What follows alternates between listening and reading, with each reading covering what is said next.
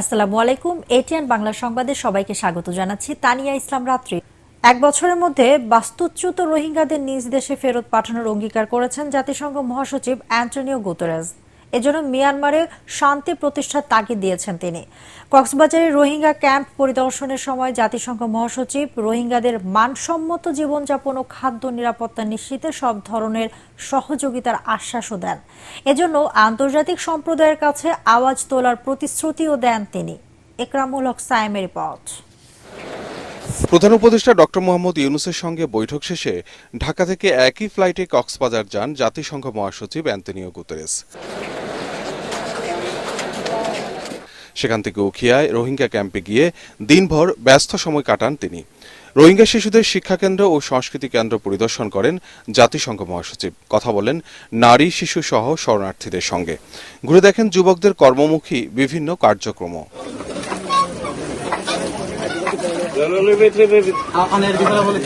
পরে কথা বলেন সাংবাদিকদের সঙ্গে। বলেন ক্যাম্প পরিদর্শন করে তিনি স্পষ্ট বুঝতে পেরেছেন নিজ দেশে ফিরতে উদ্গ্রীব রোহিঙ্গারা। আশ্রিত রোহিঙ্গা জনগোষ্ঠী মিয়ানমারে ফিরে যেতে চায়। আন্তর্জাতিক সম্প্রদায়কে অবশ্যই মিয়ানমারে শান্তি পুনঃপ্রতিষ্ঠা নিশ্চিত করতে হবে এবং রোহিঙ্গাদের অধিকার নিশ্চিত করে কোনো ধরনের বৈষম্যের শিকার তারা যেন না হয় সেই দিকে লক্ষ্য রাখতে হবে।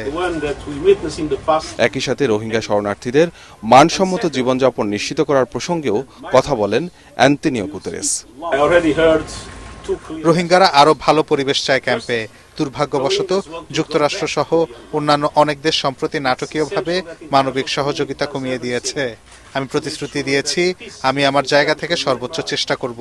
যত দেশ সম্ভব আমি কথা বলবো যাতে করে ফান্ড পাওয়া যায় এবং এর থেকে আরো খারাপ পরিস্থিতি যেন না আসে। নিরাপদে নিজ দেশে ফিরে যেতে ও ক্যাম্পে মানসম্মত জীবনযাপনে জাতিসংঘ মহাসচিব অ্যান্টোনিও গুতেরেসের কাছে নিজেদের বক্তব্য তুলে ধরেন রোহিঙ্গা শরণার্থীরা। পরে শরণার্থী ক্যাম্পে লাখো রোহিঙ্গার সাথে একসাথে ইফতার করেন প্রধান উপদেষ্টা ডক্টর মোহাম্মদ ইউনূস ও জাতিসংঘের মহাসচিব অ্যান্টোনিও গুতেরেস। ইকরামুল হক Sayem, ATN Bangla.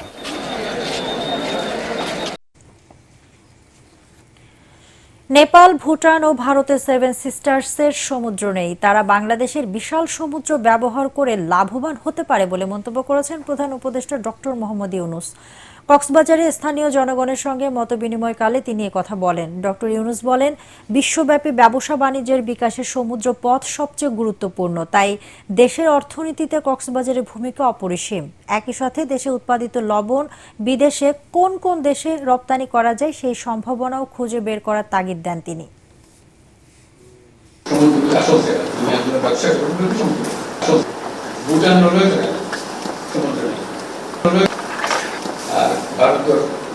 Seven sister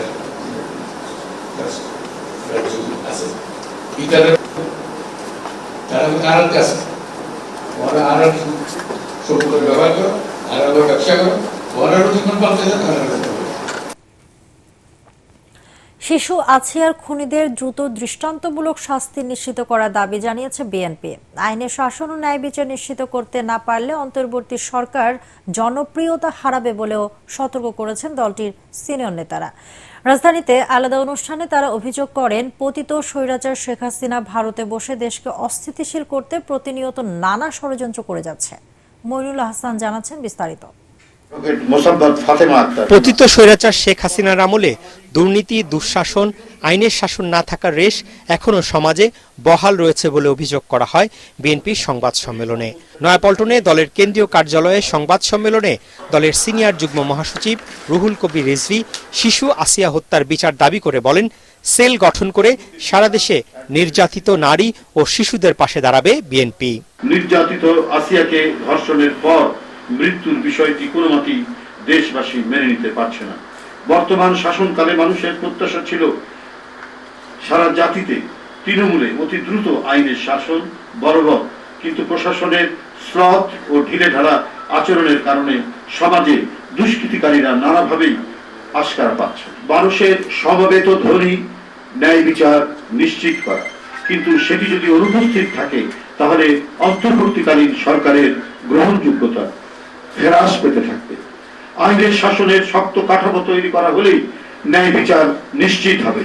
অবিলম্বে জোরালো দাবি করছি, ধর্ষণে নির্যাতিত শিশুর মৃত্যুতে হত্যাকারীদের দৃষ্টান্তমূলক শাস্তি অতি দ্রুত নিশ্চিত করা হোক। এদিকে জাতীয় প্রেস ক্লাবের সামনে প্রতিবাদ সমাবেশে বিএনপির সিনিয়র নেতারা অভিযোগ করেন, গণহত্যাকারী শেখ হাসিনাকে আশ্রয় দিয়ে বাংলাদেশের মানুষের বিরুদ্ধে অবস্থান নিয়েছে প্রতিবেশী ভারত। পালিয়ে গেছেন, পালিয়ে থাকেন। 18টি স্টিলের বাক্স করে বাংলাদেশের ধন দৌলত, ডলার রুবেল সব নিয়ে গেছেন। আরামে থাকেন, ফ্ল্যাট ভাড়ায় থাকেন, ডলার নিয়ে থাকেন, বাসা ভাড়া নিয়ে থাকেন। ইনশাল্লাহ বাংলাদেশে আপনাদেরকে ফেরত এনে বিচারের আওতায় আনা হবে। জাতিসংঘের মহাসচিবকে নিয়ে আপনি আজকে গিয়েছেন, এই জাতিসংঘের মহাসচিবকে বলে দিবেন শেখ হাসিনা এই রোহিঙ্গাকে নিয়ে রাজনীতি করে টাকা কামিয়েছে, টাকা। দেশে স্থিতিশীলতা ফেরাতে আবারও দ্রুত জাতীয় নির্বাচনের দাবি জানান বিএনপির সিনিয়র নেতারা। মইনুল আহসান, এটিএন বাংলা, ঢাকা।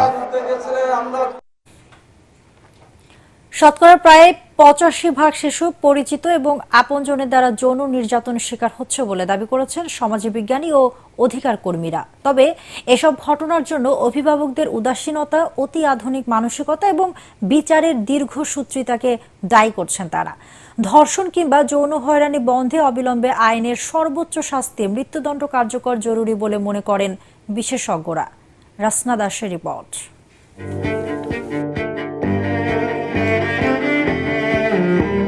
বোনের শ্বশুরবাড়িতে বেড়াতে গিয়ে ধর্ষণের শিকার 8 বছরের শিশু আসিয়াকে জীবন দিতে হলো। তার এই অকাল চলে যাওয়া কাঁদিয়েছে পুরো দেশকে। আপন দুলাভাইয়ের বাবার লালসার শিকার শিশু আসিয়ার ঘটনা মেনে নিতে পারছেন না কেউ। তাই বিক্ষোভ, প্রতিবাদ এবং বিচারের দাবিতে উত্তাল সারা দেশ। দাবি উঠেছে আইন পরিবর্তন করে দ্রুত বিচারের মাধ্যমে ধর্ষকের সর্বোচ্চ শাস্তি মৃত্যুদণ্ড কার্যকরের। নির্যাতন দমন আইন যদি সঠিকভাবে প্রয়োগ করা যায়, সঠিকভাবে তদন্ত যদি করা যায়, সঠিকভাবে যদি বিচার কার্যক্রম চালানো যায়, শাস্তি কিন্তু আপনি দেখতে পারবেন। শুধু আসিয়া নয়, একের পর এক সারা দেশে প্রতিদিনই আসছে ধর্ষণ এবং নারী নির্যাতনের খবর। প্রশ্ন উঠেছে নারীর নিরাপত্তা নিয়েও। বাংলাদেশ মহিলা পরিষদ এবং আইন ও সালিশ কেন্দ্রের তথ্য বলছে, গেল ফেব্রুয়ারি মাসেই ধর্ষণের ঘটনা ঘটেছে 57টি। এর অধিকাংশই শিশু কিশোর। নারীর প্রতি দৃষ্টিভঙ্গি, নারী বিদ্বেষী দৃষ্টিভঙ্গি, নারীকে নানাভাবে হেনস্থা করার যে একটা বিষয়গুলো, এই সময়টা কিন্তু বেড়ে গেছে। এইটা অস্বীকার করার কোনো উপায় নেই। এই ধর্ষণের ঘটনাটি যদি আমি জানান দিই, তাহলে এটার সমাজের কোনো প্রতিকার পাওয়া যাবে না, বরং উল্টো সেই নারীর প্রতি ভবিষ্যতে আরও স্টিগমা চলে আসবে। এই যে আমরা কার্পেটের নিচে ময়লাগুলো ঢেকে দিচ্ছি, যার ফলে জমতে জমতে নারীরা ক্রমশ, আমরা পুরুষতান্ত্রিক সমাজ দর্শনের কারণে ক্রমশ আমরা নারীরা একটি বস্তুতে পরিণত হচ্ছে এবং এটি নির্যাতনের শিকার হচ্ছে।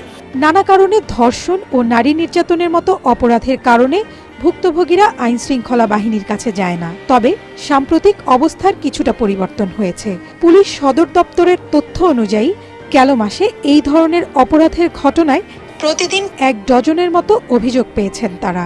এই ধরনের মামলায় মনিটরিং থাকতে হবে, ওয়াচডগের মতন, দেখবেন যে হচ্ছে কিনা। আর আমি যেটা সুপারিশ করছিলাম যে ধরেন এই ধরনের ছোট বাচ্চা শিশুদের, তাদের জন্য আপনি ফাস্ট ট্র্যাক কতগুলো কোড, তখনই গভর্নমেন্ট ইচ্ছা করলে কিন্তু স্পেশাল কোড দিতে পারে।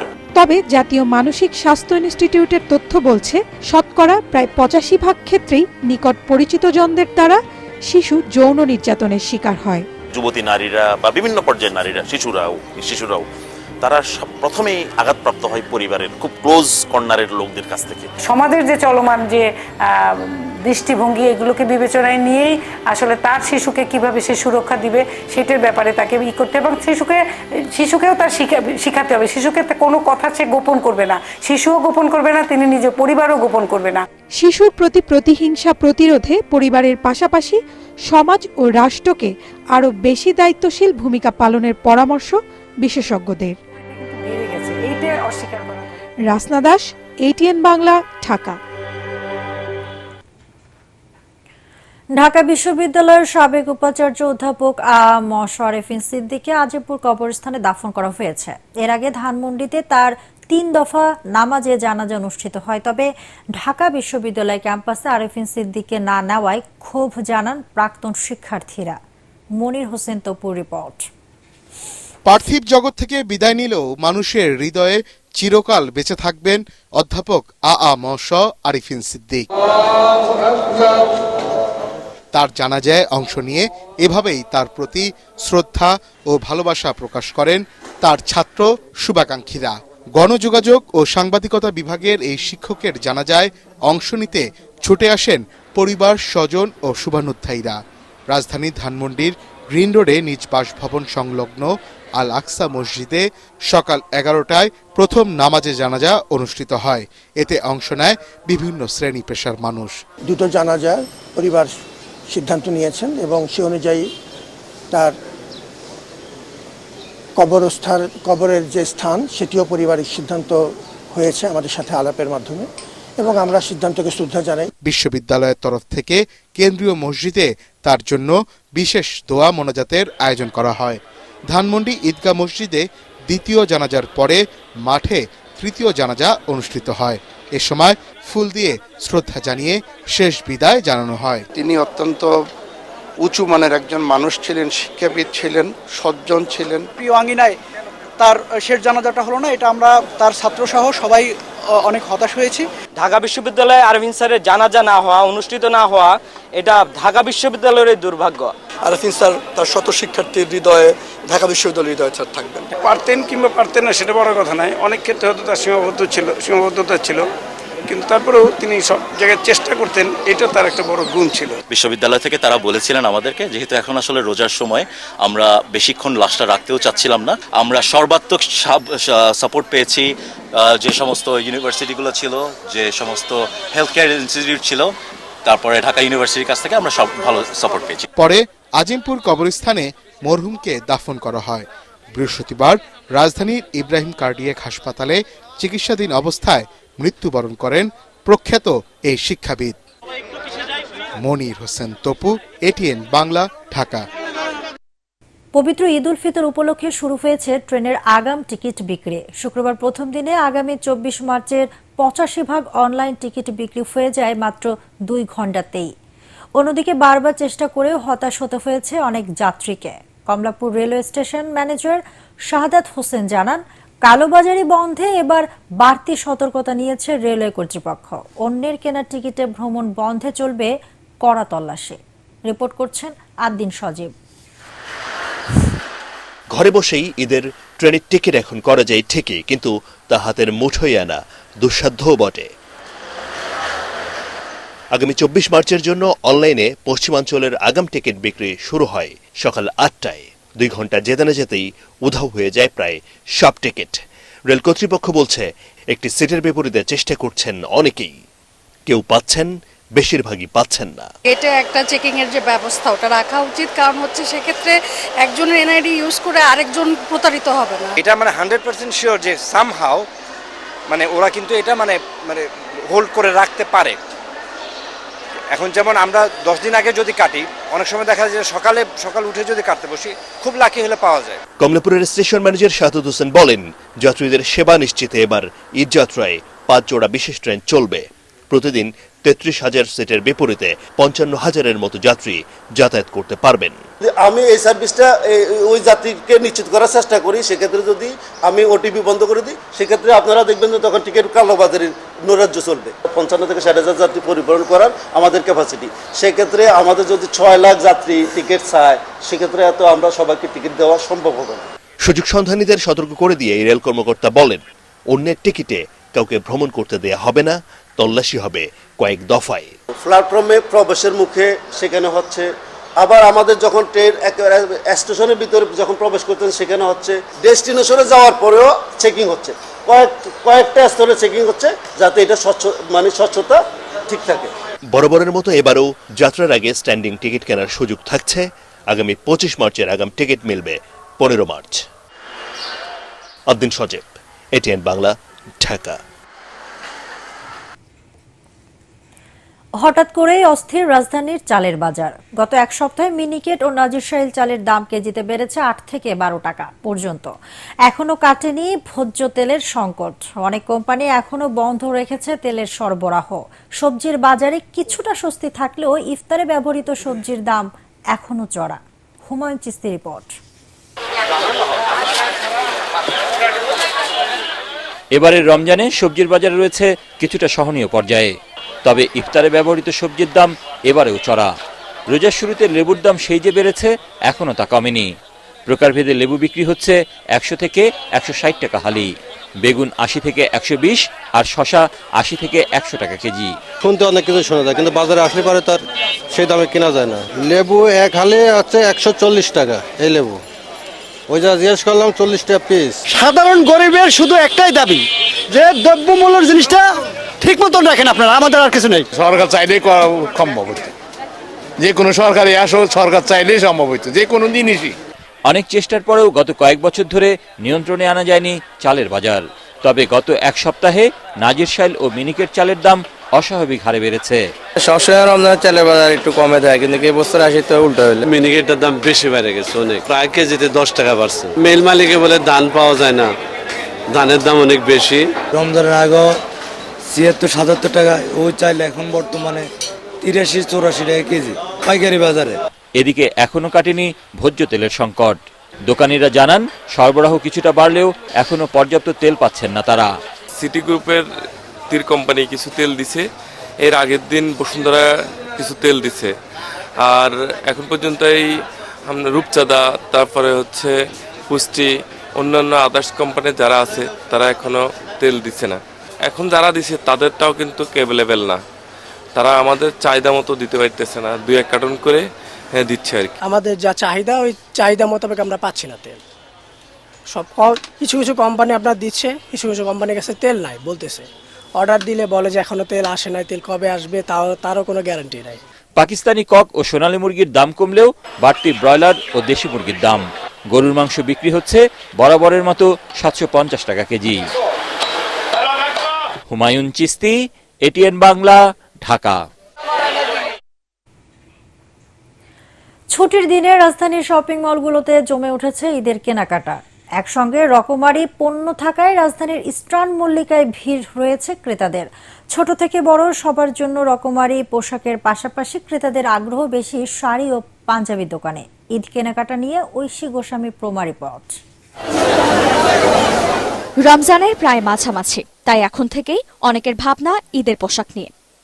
সাধ্যের মধ্যে পছন্দের কাপড় কেনা আর ঈদে নিজেকে আকর্ষণীয়ভাবে সাজিয়ে তুলতে কেনাকাটায় ব্যস্ত হয়ে পড়ছেন অনেকেই। ঈদের কেনাকাটায় অনেকেই ভাবেন কোথায় একসঙ্গে থাকবে প্রায় সবকিছুই। তাই তো ছুটির দিনে ক্রেতাদের উপচে পড়া ভিড় দেখা গেছে রাজধানীর ইস্টার্ন মল্লিকায়।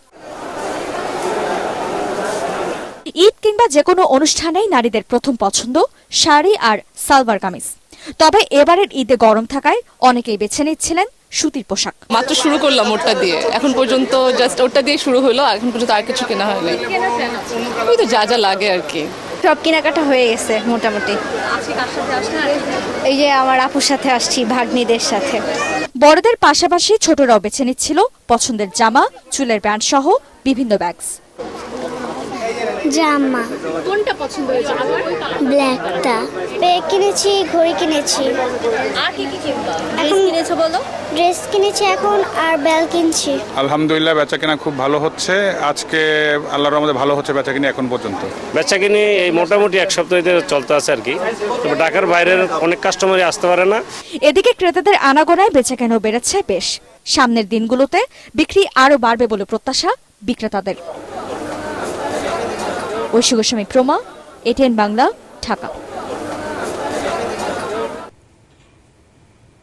এবার আন্তর্জাতিক সংবাদ।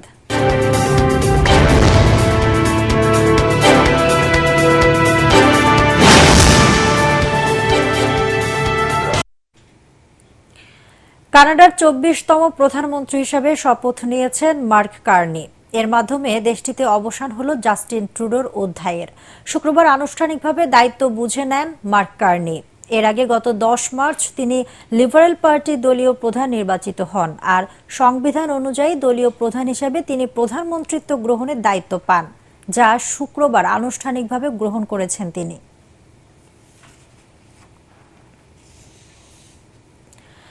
ইরানের পারমাণবিক কর্মসূচির উপর মার্কিন নিষেধাজ্ঞা তুলে নিয়ে এ বিষয়ে আবারও আলোচনা শুরু করার আহ্বান জানিয়েছেন 3 দেশের প্রতিনিধিরা। চীনের রাজধানী বেইজিংয়ে দেশটির পররাষ্ট্রমন্ত্রীর সাথে ইরান ও রাশিয়ার কূটনৈতিকদের বৈঠকে এই আহ্বান জানানো হয়।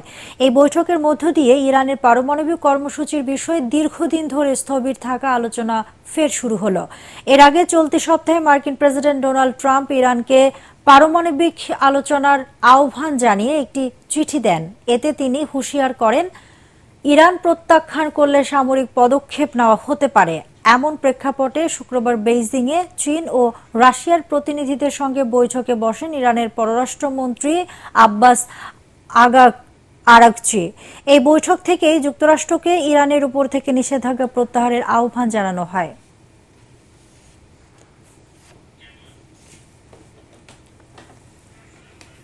এবারে পার্টেক্স খেলার খবর।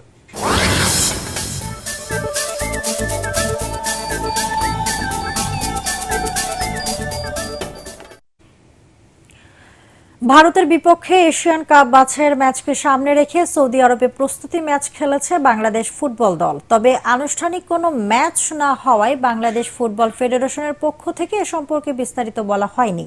যদিও গণমাধ্যম জানিয়েছে মক্কার একটি একাডেমি দল আল ওয়েদার বিপক্ষে 1 ডজনেরও বেশি গোলে জিতেছে লাল সবুজ দলের প্রতিনিধিরা। আগামী 25 মার্চ শিলংয়ে স্বাগতিক ভারতের মুখোমুখি হবে হ্যাভিয়ার ক্যাব্রেরার দল। সৌদি আরবের তায়েফে সেই ম্যাচকে সামনে রেখে 1 সপ্তাহের বেশি সময় ধরে প্রস্তুতি নিচ্ছে জামাল ভুঁইয়ারা। ইনজুরি থেকে ফিরেই গোল করলেন লিওনেল মেসি। তাতে ক্যাভালিয়ারদের 2-0 গোলে হারিয়ে কনকাকাফ চ্যাম্পিয়ন্স কাপের কোয়ার্টার ফাইনালে উঠেছে ইন্টার মায়ামি। চোট শঙ্কায় দলের জার্সিতে আগের 3 ম্যাচ বাইরে ছিলেন আর্জেন্টাইন তারকা। জামাইকান ক্লাবের বিপক্ষে ম্যাচের 53 মিনিটে মাঠে নামে লুইস সুয়ারেজের বদলি হিসেবে নামা মেসি। ইনজুরির সময়ে দলের হয়ে দ্বিতীয় গোলটি করেন বিশ্বকাপ জয়ী তারকা। তাতে 2 লেগ মিলিয়ে 4-0 গোলে জয় নিশ্চিত করে মায়ামি।